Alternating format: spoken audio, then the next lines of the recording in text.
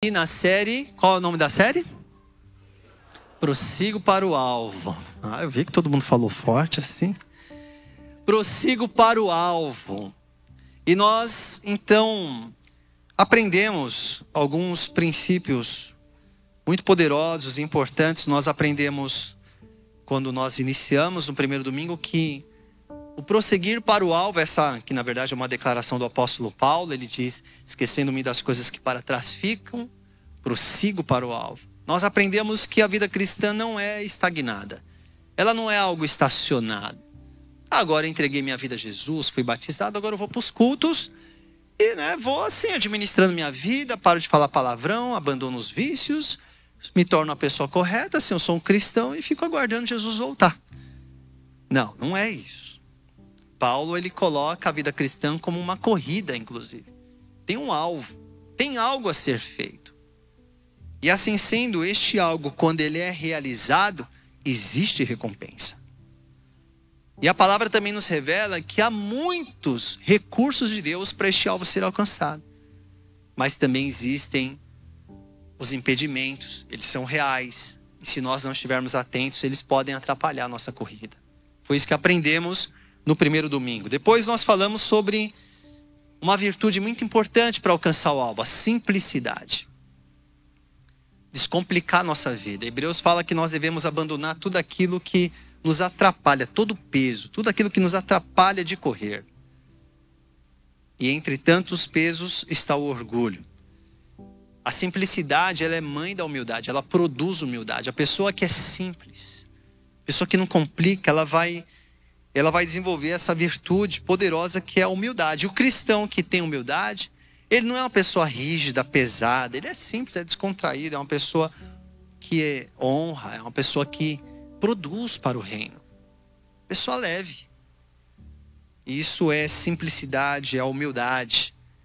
E ela faz com que a gente avance com mais velocidade para este alvo.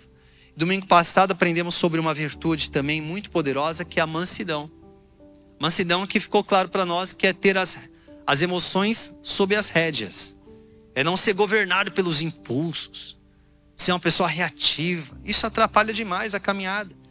A mansidão é fruto do Espírito. Aprendemos sobre termos autoconsciência, ter uma visão clara sobre nós mesmos. Porque quem não conhece assim vai conhecer e vai ajudar os outros. Quem não ama nem assim vai amar as pessoas. Então nós aprendemos sobre esta mansidão que faz com que a gente olhe para nós, que a gente também não faça uma comparação destrutiva em relação à nossa imagem e às pessoas. Tem capacidade de autocrítica, ou seja, olhar para si e reconhecer quando erra. Pessoa que tem mansidão não é uma pessoa descontrolada, não foi eu não. Ela aceita quando errou. É uma pessoa que está em constante crescimento e assume responsabilidades. Isso ajuda a gente a avançar. E hoje, a virtude que eu quero falar neste quarto domingo dessa série é sobre maturidade. E assim a gente conclui a série de hoje. E domingo que vem na ceia a gente começa a última série do ano, que vai ser maravilhosa. Hoje eu quero falar de maturidade. E eu introduzo com a seguinte pergunta: qual é o seu próximo nível? Se nós temos aprendido aqui que existe um avançar, que existe algo a ser realizado, como que eu sei em que estágio eu estou? Como que eu descubro qual é o próximo passo? Como eu sei que não estou andando em círculos? De repente eu posso ter uma vida muito ativa, mas na verdade só estou dando volta na mesma montanha.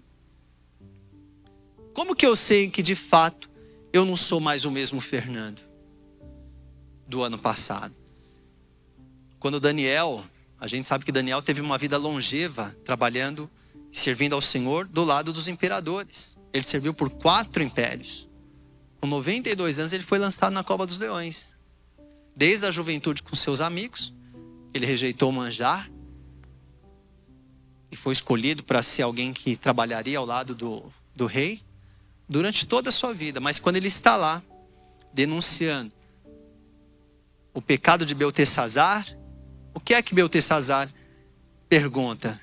És tu, Daniel, aquele que foi trazido? Porque quem tinha trazido Daniel foi o pai dele.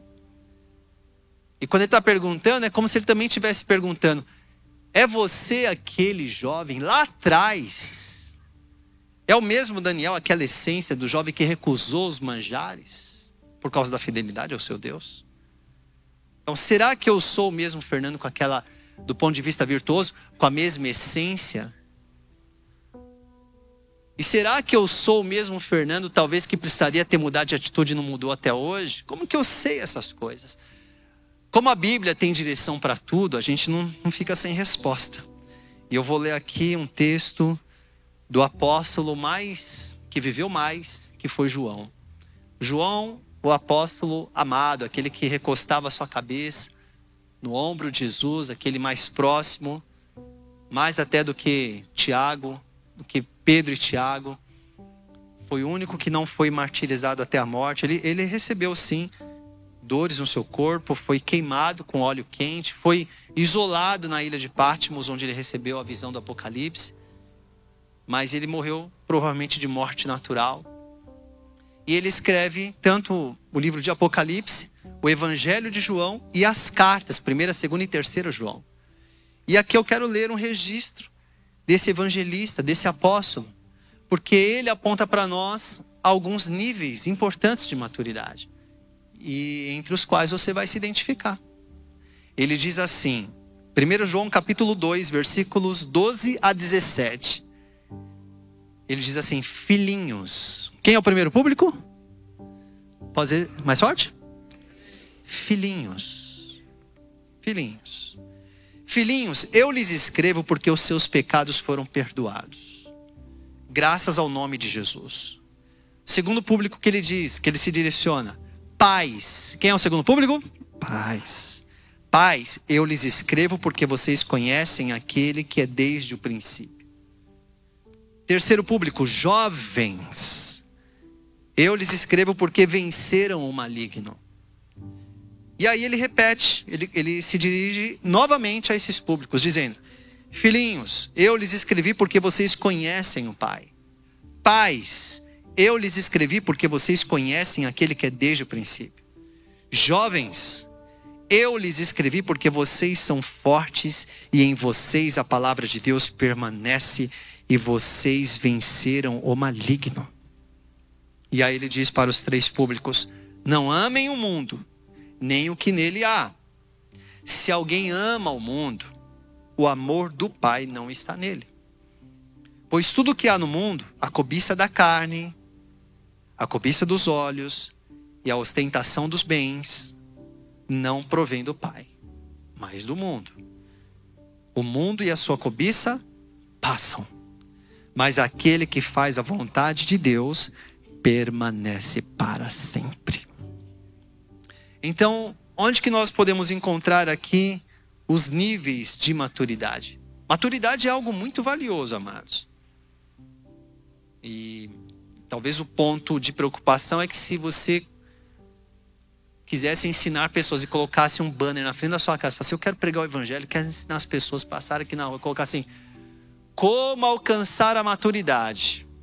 Esse seria um chamado. O outro chamado seria: como ficar rico mais rápido. Qual que você acha que ia chamar mais gente? Porque as pessoas talvez olhem e falem assim: mas maturidade vai ficar rico mais rápido.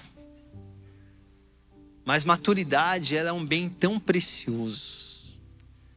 Ela é tão valiosa.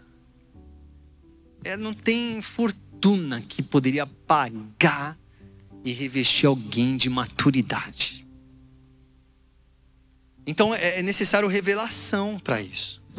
E só para reforçar ainda mais o valor da maturidade, quando Paulo escreve aos Efésios, e junto da carta aos Romanos, Efésios é um dos livros mais importantes. Toda a Bíblia é importante, mas eu quero dizer assim, no sentido de estabelecer fundamentos teológicos, estabelecer fundamentos para a igreja. Ao lado de Romanos está Efésios, porque é uma carta extremamente celestial. Lá no capítulo 1 ele vai falar que Deus nos abençoou com toda a sorte de bênçãos espirituais nas regiões celestiais em Cristo Jesus.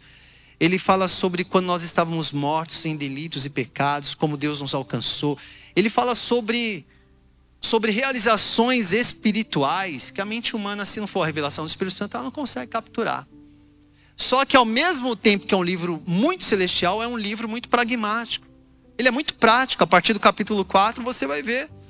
Capítulo 5, como é que o marido tem que tratar a mulher, como é que a mulher trata o seu esposo, como é que pais tratam os filhos, a obediência que os filhos devem aos pais. Você vai ver no capítulo 6, Paulo ensinando os efésios a se revestirem da armadura para lidar com as batalhas espirituais do dia a dia.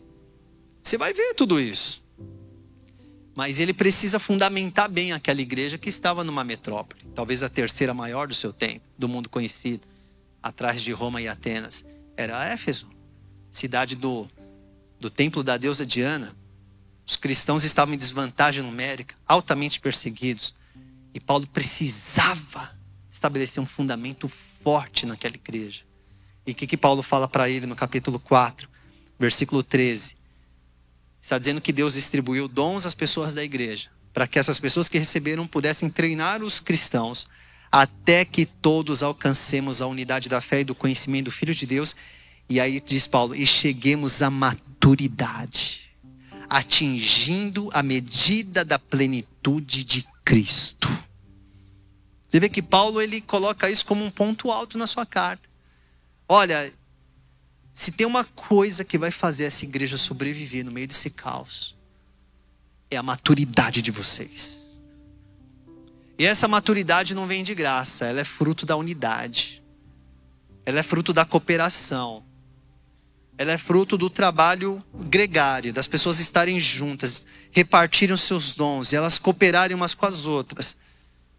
E aí vocês vão alcançar uma maturidade. Vocês vão chegar à estatura de varões, homens perfeitos em Cristo. É tão claro quando a gente entende isso, porque quando fala de perfeição na Bíblia, está falando de maturidade, não está falando de inerrância. Está falando de maturidade. Porque maturidade é a fase, seja na planta, seja no corpo humano, é a fase de maior potencial. É a fase madura. É a fase de frutificar. É a fase de plenitude emocional, plenitude espiritual, plenitude física. E é isso que Paulo está dizendo. Se vocês não se tornarem maduros, vocês serão frágeis. A palavra de Deus quer que nós nos tornemos pessoas maduras. Maturidade. Você pode dizer comigo qual que é a virtude? Maturidade. Sem maturidade você pega muito desvios e atalhos e acaba se desviando do alvo. E acaba não atingindo. Voltando para aquilo que João estava falando, então ele fala dos filhinhos, ele fala dos jovens e ele fala dos pais. Quem são os filhinhos? Muitas pessoas pensam que aqui ele está falando de pessoas da questão biológica, cronológica. Os filhinhos, João estava falando com gente pequena, com as criancinhas, depois está falando com os jovens. Não, ele está falando aqui de níveis de maturidade. Quem são os filhinhos? Dá para a gente entender de forma muito simples. São aqueles mais novos. São os neófitos, os novos na fé. São aquelas pessoas que podem ter 15, 20, 30, 60, 70, 80 anos. São aquelas pessoas que têm uma fé muito nova. Estão tendo uma experiência com Jesus bem recente. O que é que então João diz para essas pessoas, para este nível de maturidade, que eu representaria aqui pelo primeiro degrau? Aqui estão os filhinhos. O que é que João está dizendo? Filhinhos, você que acabou de receber a Cristo. Ele diz aqui na sua carta, os teus pecados estão perdoados. Na nossa experiência pastoral, amados, não tem nada mais importante do que um novo na fé precisa ouvir constantemente. Os pecados deles estão perdoados. E o porquê disso? Porque eles ainda estão muito próximos da realidade anterior da vida passada. Imagina que alguém está caminhando aqui, uma pessoa, seja ela educada ou não, bem formada ou não, cheia de planos ou não, ela está caminhando em direção à perdição espiritual. Ela está lá caminhando, morta nos seus delitos e pecados, na vaidade dos seus próprios pensamentos. Está caminhando, mas de repente elas têm um impacto, elas conhecem o Evangelho de Jesus, o perdão, a redenção.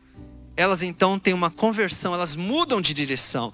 E agora elas começam a dirigir-se em direção a Deus, elas começam a caminhar em direção a Deus com uma vida nova, transformada. Elas começam a entender que a vida delas agora pertence a Jesus. Ele morreu, ressuscitou, deu uma vida abundante, deu perdão dos pecados, permitiu que essa pessoa fosse morada do Espírito Santo. A reconexão foi feita pela fé em Cristo. Essa pessoa ela vai dar o primeiro passo na fé, porém ela ainda está muito perto dessa condição anterior.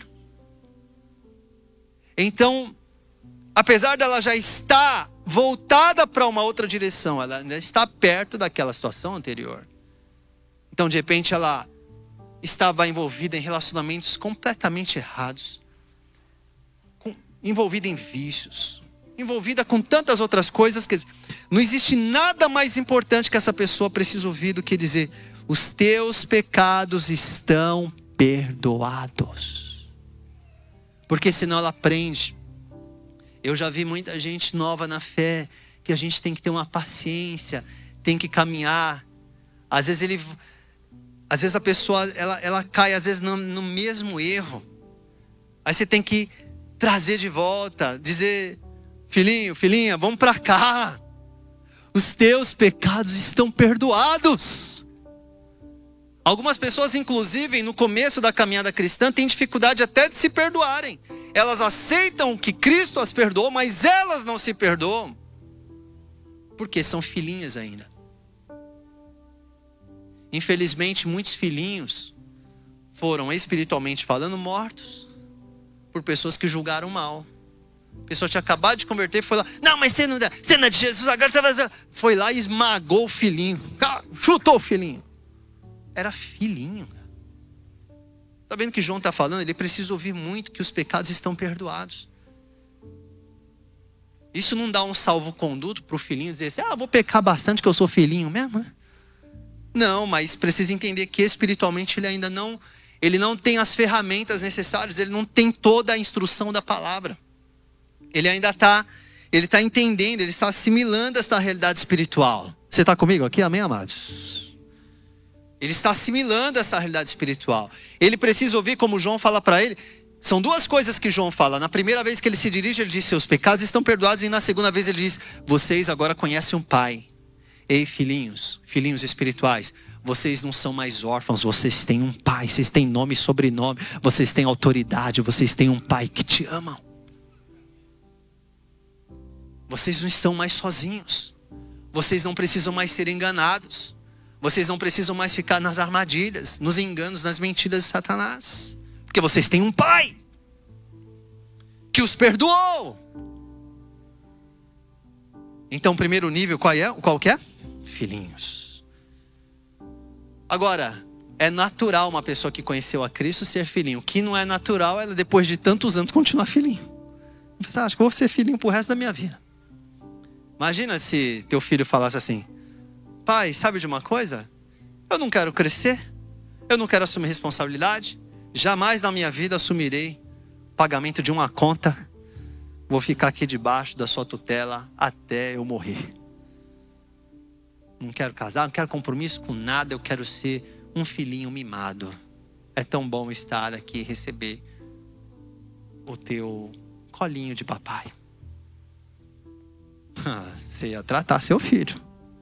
Você fala: não, filho, isso vai contra a natureza das coisas, não é assim.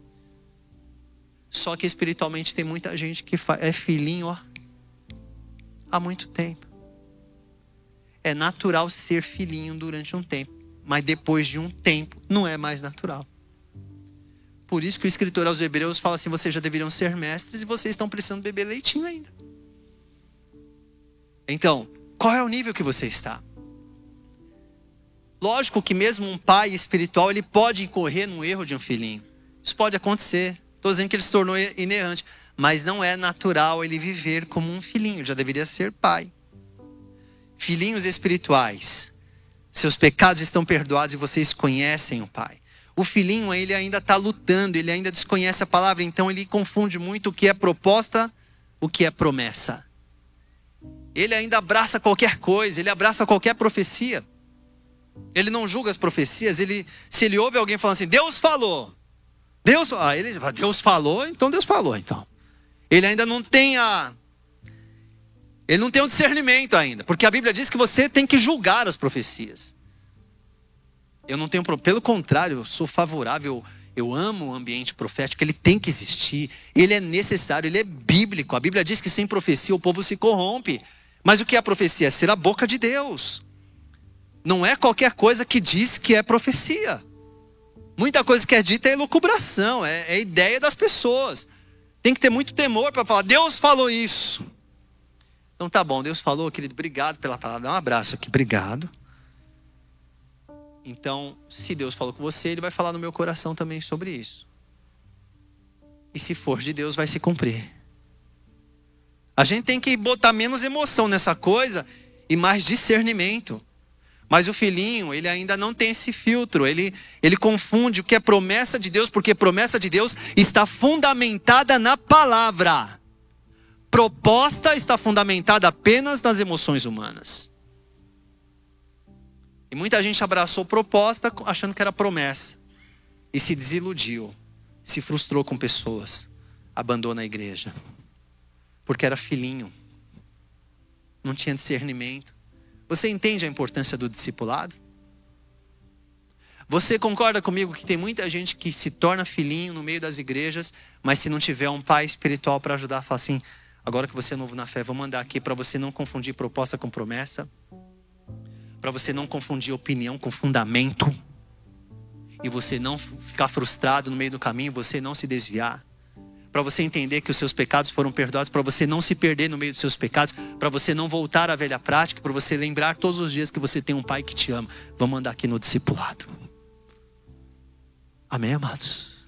Eu lembro de alguns anos atrás, já faz bastante tempo, tinha um jovem que ele chegou com a vida estourada, mas arrebentado, irmãos. Eu lembro até hoje. A gente ainda estava num prédio que era alugado ali, aqui no bairro próximo.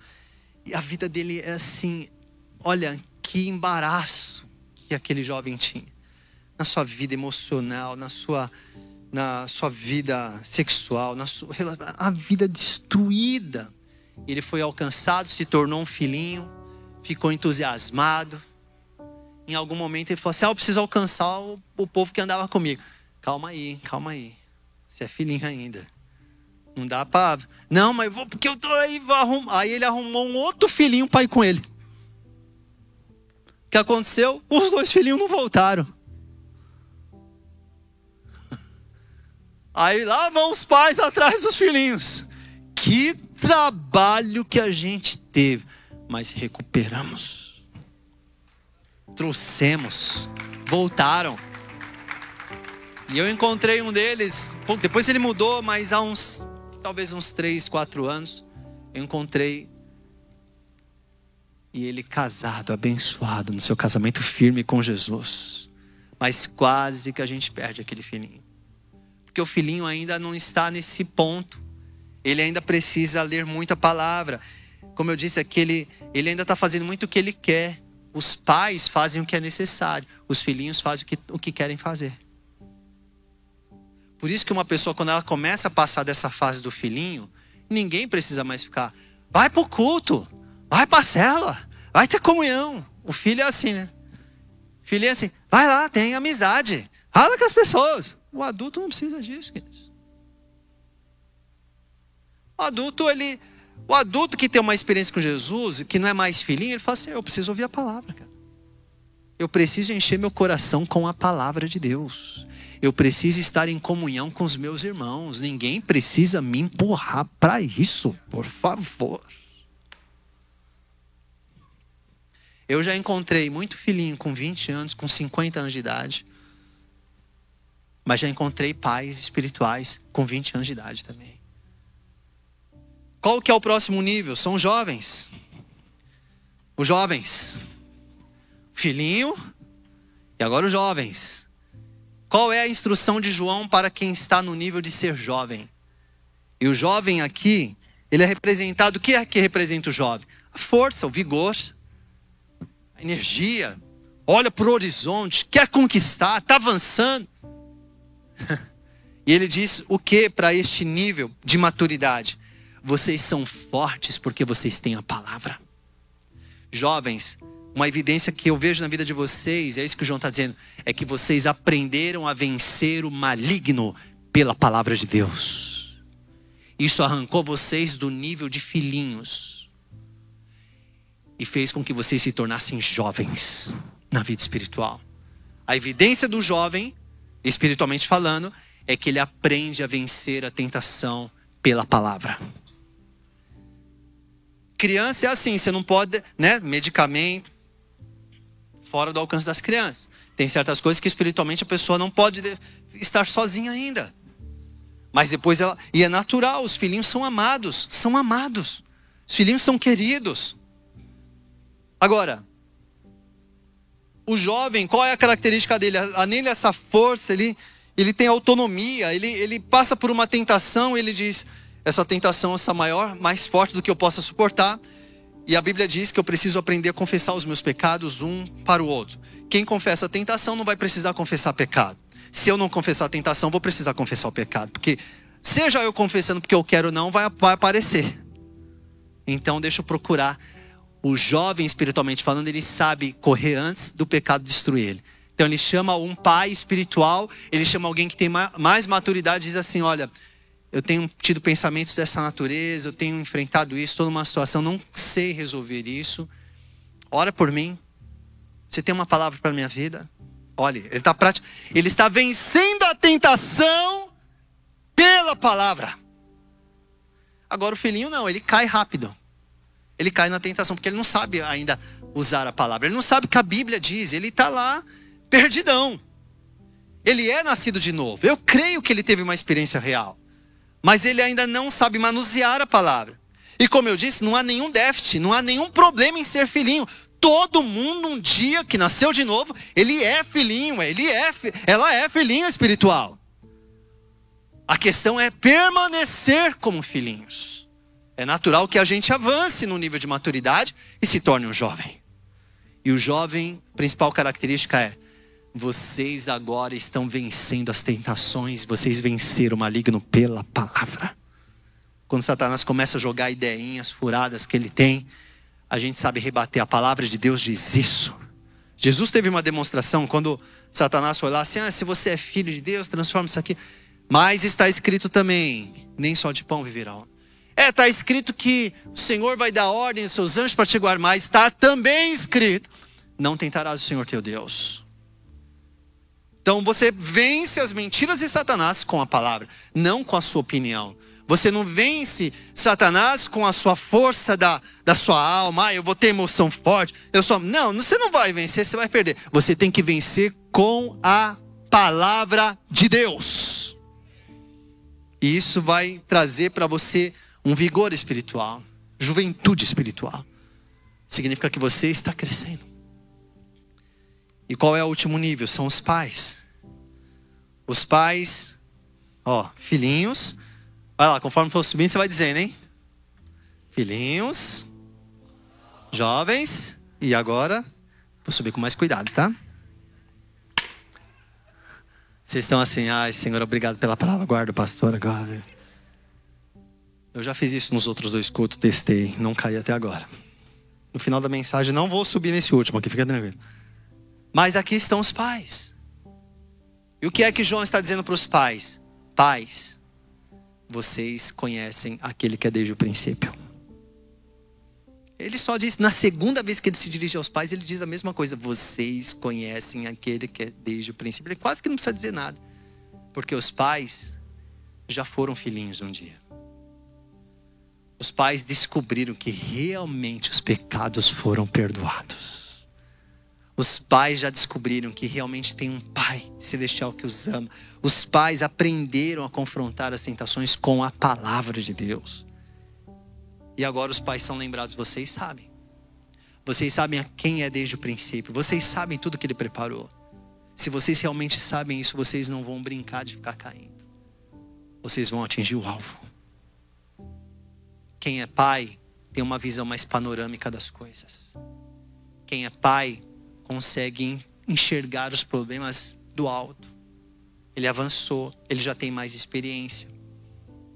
E é necessário que você atinja esse nível. É necessário que você e eu avancemos, como Paulo diz, até que todos cheguemos à maturidade que há em Cristo Jesus. nessa noite, você e eu estamos sendo lembrados pela palavra que há um próximo nível. E não adianta, não vai colocar um medidor em você. Deixa eu ver qual que é o nível. Você vai começar a perceber como é a sua vida. Se você ainda é aquele tipo de pessoa que está se perdendo nessas questões, de você não saber muito bem qual é o fundamento da palavra, o que é que Deus diz, o que é que a sua cabeça está te dizendo. Você não tem esse discernimento para entender muito bem qual é o propósito de Deus. Se você se embaraça muito ainda com pecados da vida anterior, se você ainda olha e fala, poxa, tem hora que eu me sinto perdoado, tem hora que eu me sinto culpado, aí volto para a lama de novo e saio da lama. É porque você, se teve uma experiência real com Jesus, você ainda está no nível de filhinho. É normal até a página 2. Se você já está tendo uma caminhada com Jesus, chegou a hora de você começar a vencer as tentações pela palavra. E aí, põe de lado todas aquelas ideias. Você tem que ler a Bíblia todo dia. Você não tem que ler, você precisa aprender a vencer a tentação com a palavra. Se você entender isso, você vai ler a palavra.